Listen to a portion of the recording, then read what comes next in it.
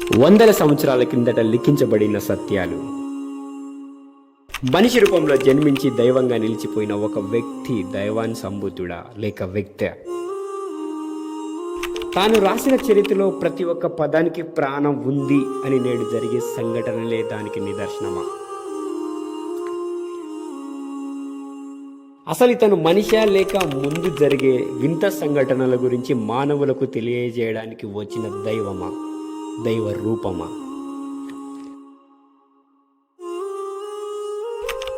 సాధారణ వ్యక్తిగా జన్మించడం, దైవంగా మారడం, అసలు ఏంటి ఈ మహత్యం?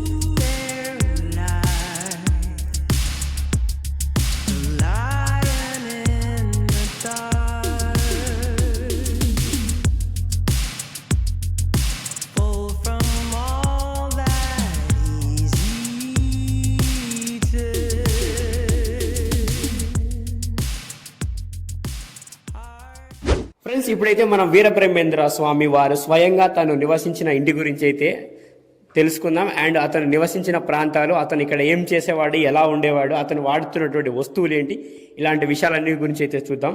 అండ్ మీకు కనబడుతున్న ఇల్లు అయితే శ్రీ వీరబ్రహ్మేంద్రం స్వామి వారు స్వయంగా తను నివసించినటువంటి స్వగృహం అనమాట. ఇది మీరు ఇక్కడ బోర్డు కూడా చూసుకోవచ్చు, శ్రీ వీరబ్రహ్మేంద్ర స్వామి స్వగృహం అని ఇక్కడ శిలా పథకం కూడా ఉంటుంది అనమాట, మీరు చూసుకోవచ్చు. అయితే ఇక్కడ ఉన్నటువంటి ఈ కట్టడాలు ఇవన్నీ కూడా పురాతన కాలమైన, అంటే వందల సంవత్సరాల క్రిందట నుంచి ఇవి అలాగే ఉన్నాయి అనమాట. కాకపోతే ఇప్పుడున్న పరిస్థితుల్లో డ్యామేజ్ అయిపోయినాయి. మీరు చూసుకున్నట్టయితే మనం ఇక్కడ నుండి లోపలికి వెళ్ళడానికి ఇంతకు ముందు అయితే అవకాశం ఉంది, బట్ ఇప్పుడు లేదు. ఎందుకంటే ఇక్కడ ఉన్న ఈ ఇల్లంతా కూడా పడిపోయే పరిస్థితిలో ఉంది కాబట్టి లోపలికి పోలేము, మనం బయట నుంచే దర్శించుకోవాల్సిన పరిస్థితి అయితే ఉంటుంది. అండ్ మీరు ఇక్కడ చూసుకున్నట్టయితే ఈ ఫోటో శ్రీ వీరబ్రహ్మేంద్ర స్వామి వారి ఈ ఫోటో ఒక కాలంలో లోపలికి వెళ్ళి అందరు దర్శించుకునేవాళ్ళు. ఈ ఇంటి నిర్మాణం అంతా కూడా పడిపోయే ప్రమాద పరిస్థితిలో ఉంది కాబట్టి ఈ ఫోటోని తీసుకొచ్చి బయట పెట్టి వస్తున్న జనాలు, భక్తులందరూ కూడా ఇక్కడే నమస్కరించుకొని వెళ్తూ ఉంటారు అనమాట. లోపలికి పోయే అవకాశం లేదు. తను స్వయంగా నివసించినటువంటి గృహమే ఇది. అండ్ తర్వాత పక్కన ఉన్నటువంటి ఆయన స్వయంగా తవ్వినటువంటి బావి కూడా ఉంది. అండ్ ఆ బావిని కూడా ఇక్కడ ఉన్నటువంటి బావి శ్రీ వీరబ్రహ్మేంద్ర స్వామి తను స్వయంగా తవ్వినటువంటి బావి అనమాట. తను స్వయంగా ఎందుకు తవ్వాల్సి వచ్చింది అన్న విషయం గురించి మనం తెలుసుకున్నట్లయితే, ఇప్పుడున్న కాలంలో ప్రతి ఒక్క విలేజ్లో, ప్రతి ఒక్క ఊర్లో ఒక పండగ చేయాలన్నా, ఒక జాతర చేయాలన్నా కూడా ప్రతి ఒక్క ఇంటికి వెళ్ళి చందాలు అడిగేవాళ్ళు అనమాట. వీరబ్రహ్మేంద్ర స్వామి వారు వడ్రంగి పని చేస్తూ ఉండేవాడు. అయితే అతని దగ్గరికి ఇక్కడున్న గ్రామ పెద్దలు కూడా వెళ్ళి ఇతని చందాలు అడుగుతారు. పోలేరమ్మ తల్లి జాతరకు చందాలు ఇవ్వమని అడిగినప్పుడు ఇతను, నా పరిస్థితి చందా ఇచ్చేంత లేదు, నేను ఒక పనివాడిగా, ఒక వడ్రంగి పనివాడిగా నా వంతు సాయంగా నేను పోలేరమ్మ తల్లికి ఒక రథం అయితే తయారు చేసి ఇస్తానని చెప్పి ఆ ఊరి పెద్ద మనుషులతో బ్రహ్మేంద్ర స్వామి చెప్తాడు. అయితే ఆ బ్రహ్మేంద్ర స్వామి మాటలు వీళ్ళు వినకుండా, అలా ఏం కాదు, నువ్వు ఖచ్చితంగా డబ్బులు ఇవ్వాల్సిందే అని అతన్ని గట్టిగా అడిగినప్పుడు అతను ఇవ్వలేని పక్షాన ఈ ఊరి పెద్దలందరూ కూడా అతనికి ఒక కండిషన్ పెడతారు. ఇక్కడున్న బావులో నీళ్లు నువ్వు తాగడానికి అర్హుడివి కాదు, నువ్వు చందా ఇయ్యని కారణంగా అని అతన్ని నిషేధించుతారనమాట. అయితే ఆ రాత్రికి రాత్రే వీరబ్రహ్మేంద్ర స్వామి ఒక జింక కొమ్మును తీసుకొని తన ఇంటి పక్కనే ఒక బావినైతే స్వయంగా తాను తవ్వుకుంటాడు మంచినీళ్ళ అవసరం కోసం. సో ఈ బావి కూడా అలా అవసరం కోసం తవ్వినటువంటి బావే. ఈ బావి వీరబ్రహ్మేంద్ర స్వామి కాలం నుండి ఇప్పటి వరకు ఈ నీరు ఎంతో క్లియర్గా పవిత్రంగా ఉన్నాయి. ఇక్కడికి వస్తున్న ప్రతి ఒక్క భక్తులు ఇక్కడున్న నీళ్లను వాటర్ బాటిళ్ల సాయంతో ఇంటికి కూడా తీసుకెళ్తూ ఉంటారు. అటువంటి మహిమ కలిగిన నీళ్లు అని ఇక్కడున్న భక్తులందరి నమ్మకం, చూస్తున్న వారందరి భక్తుల నమ్మకం. మీరు చూసుకున్నట్టయితే ఈ బావిలో నీరు చాలా పవిత్రంగా, చాలా క్లియర్గా కూడా ఉంటాయి. అయితే ఈ పైన ఉన్నటువంటి కట్టడం మొత్తం తర్వాత నిర్మించబడిన కట్టడం ఇదంతా. తర్వాత ఇక్కడ ఒక రచ్చబండ అనే ఒక బండ కూడా ఉంది, మనందరం అయితే తెలుసుకుందాం. రచ్చబండ విషయం గురించి తెలుసుకున్నట్లయితే ఇది ఒక రచ్చబండ అనమాట. ఇక్కడున్న రచ్చబండలో, అంటే వీరబ్రహ్మేంద్ర స్వామి వారి కాలంలో ఇక్కడున్న రచ్చబండ పైన ఏ కార్యము జరిగినా, ఏదైనా చేయాలి అనుకున్నా, అంటే మన పల్లెలో ఉన్నటువంటి రచ్చబండ లాంటిదే ఇది కూడా ఆ కాలంలో ఒక రచ్చబండ.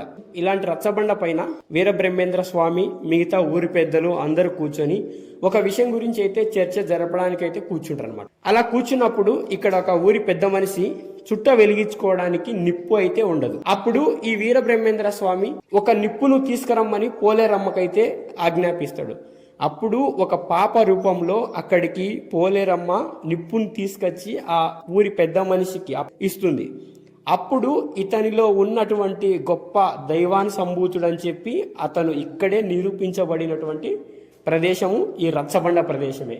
అంత ముందు వరకు అతన్ని వీరయ్య వీరయ్య అని పిలిచేవాళ్ళు. అతని పేరు కూడా వీరయ్య. ఎప్పుడైతే పోలేరమ్మ చేత నిప్పు తెప్పించాడో ఆ మహిమ అతనిలో ఉన్న దైవం చూసి ఈ ఊరి పెద్ద మనుషులు, ఊరి జనాలు శ్రీ వీరబ్రహ్మేంద్ర స్వామిగా నామకరణం చేయడం, ఇతనిలో ఉన్న దైవాన్ని సంభూతుని స్వయంగా వాళ్ళు చూడడం జరిగింది. అప్పటి నుండి శ్రీ వీరబ్రహ్మేంద్ర స్వామిగా ప్రసిద్ధిగాంచాడు అనమాట. అయితే అది జరిగిన తరువాత అతను వీరబ్రహ్మేంద్ర స్వామిగా ఇక్కడున్న జనాలందరికీ తెలిసిన తరువాత తను ఇక్కడ నుండి మఠంలోకి వెళ్ళి అక్కడ జీవ సమాధి అయిపోయినట్టుగా ఇక్కడ ఉన్న చరిత్ర పురాణాలు అయితే చెప్తున్నాయి. అయితే మరొక విషయం గురించి మనం మాట్లాడుకున్నట్టయితే శ్రీ వీరబ్రహ్మేంద్ర స్వామి మనవరాలు ఈశ్వరీదేవి కూడా ఇక్కడే దగ్గరలో తాను ఒక గృహలో అయితే జీవ సమాధి అయిపోయింది. ఆ ఈశ్వరీదేవి గురించి కూడా మనం ఫర్దర్గా ముందుకెళ్ళి తెలుసుకుందాం. ఈ వీరబ్రహ్మేంద్ర స్వామి ఆలయం దగ్గరికి వెళ్ళే ముందరే ఈ ఈశ్వరీదేవి జీవ సమాధి కూడా ఇక్కడే ఉంటుంది. తాను ఒక గృహలో కూర్చొని తను కూడా కాలజ్ఞానం రాసింది. అటువంటి గృహను, అటువంటి విషయాన్ని అయితే మనం దగ్గరికి వెళ్ళి తెలుసుకుందాం. మీకు కనబడుతున్న ఈ కొండ ప్రాంతంలోనే ఈశ్వరీదేవి అయితే గృహ ఇక్కడే ఉంది. ఆమె ఇక్కడే కూర్చొని నిత్యం కాలజ్ఞానం కూడా రాసేదని ఇక్కడున్న చరిత్ర మనకు చెబుతోంది. ఆ విషయం గురించి మనం తెలుసుకుందాం. ఇదంతా కూడా గృహ. ఇటువంటి గృహలో ఆమె ఎవరికి కనపడకుండా ఒక్కతే లోపల కూర్చొని ఇక్కడ కాలజ్ఞానం రాసేది. తరువాత కాలక్రమేయంలో ఆమె కూడా వీరబ్రహ్మేంద్ర స్వామి రాసినటువంటి కాలజ్ఞానాన్ని పలు ఊర్లకి, పలు చోట్లకి ఈమె ప్రచారం చేసింది. వీరబ్రహ్మేంద్ర స్వామి మనవరాలు అంటే కూతురి కూతురి కూతురు. అలా ఈ ఈశ్వరీదేవి చరిత్ర కూడా మనకు ఇంతవరకు అయితే చరిత్ర మనకు చెబుతుంది. సో ఇదంతా కూడా వీరబ్రహ్మేంద్ర స్వామి గురించి కొంచెం చిన్న సందేశం, చిన్న సబ్జెక్ట్. ఇలాంటి మరింటి ఇంట్రెస్టింగ్ వీడియోస్ కోసం వీడియోని లైక్ చేయండి, ఛానల్ని సబ్స్క్రైబ్ చేయండి, మీ ఫ్రెండ్స్ అండ్ ఫ్యామిలీకి ఇలాంటి ఒక మంచి ఇన్ఫర్మేషన్ షేర్ చేయండి. Thank you so much.